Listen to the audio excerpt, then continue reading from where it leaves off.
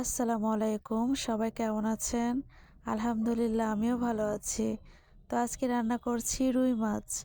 রুই মাছটা আজকে আলু দিয়ে একটু হালকা করে ঝোল করব। তো চলেন রান্নাটা দেখি। তো এই তো আরও মাছ আছে, এগুলো সবই ভেজে নিতে হবে। তো মাছগুলো আমি সব ভেজে নিয়েছি।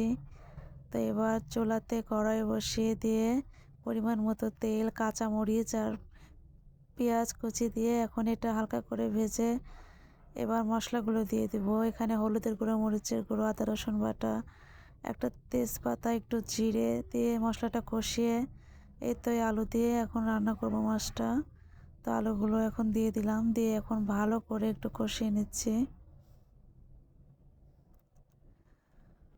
তো এই তো প্রায় কষানো হয়ে আসছে। তো এটা কষানো হয়ে আসলে এবার এখানে পরিমাণ মতো পানি দিয়ে দেবো।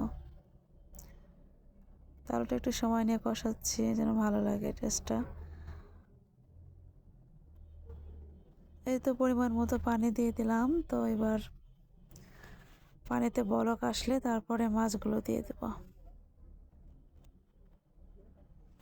এই তো পানিতে বলক চলে আসছে, এবার মাছগুলো সব এক এক করে দিয়ে দিচ্ছি। রাস্তার পাশে বাসা, তো অনেক শব্দ আসছে আশেপাশ থেকে, ভয়েস দেওয়া কঠিন, একটু সবাই স্কিপ করেন। এই তো মাছগুলো দিয়ে এবার ঢাকনা দিয়ে ঢেকে দিলাম।